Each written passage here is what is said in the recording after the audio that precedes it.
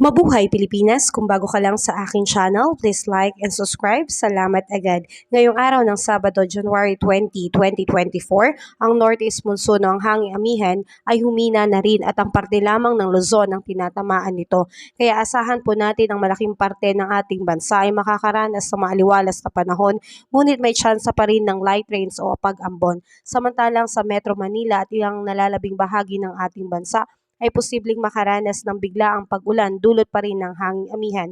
Humina na rin ang shoreline kaya mababawasan na rin ang pag-ulan sa parte ng Mindanao. Ngunit meron pa rin pong ibinabang rainfall advisory sa lugar ng Albay, Camarines Sur, Catanduanes, Sorsogon, Masbate, Oriental Mindoro at Romblon at Northern Samar na posibleng makaranas ng pag-ulan ng tuloy-tuloy mula 1 hanggang 2 oras, kaya pinag-iingat po ang ating mga mamamayan na nakitira sa mababang area dahil posible po ang pagbaha.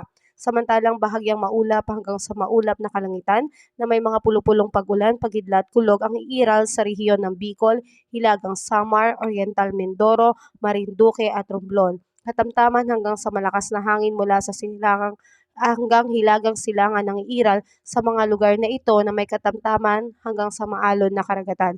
Samantalang ang buong Visayas, Palawan kasama ang Calayan Island at Occidental Mindoro ay magkakaroon ng bahagyang maulap hanggang sa maulap na papawirin na may mga pulupulong mahinang pag-ulan o pagidlat at pagkulog. Ito po ay dulot ng easterlies or localized thunderstorm.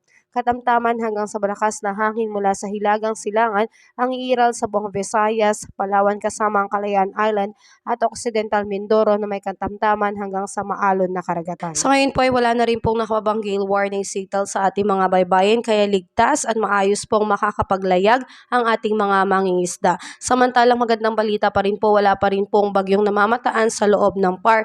Ngunit may nagbabadya pong 4 na LPA at isang bagyo sa labas ng Pilipinas na kung ang tungo nito ay sa direksyon ng Pilipinas, maaaring 2 po dito ang pumasok na talagang ito naman po yung tinataya ng DOST Pag-asa na may 2 bagyo na papasok ngayong buwan. Bago ko tapusin ang aking video, shoutout time po muna sa ating mga supporters. Shoutout po and hello po kay Ma'am Julie Ganato ng Dipolog City, kay Sir Charlie De Gracia ng Davao de Oro, at sa mga taga-Palawan po, lalo na sa Abrasado family.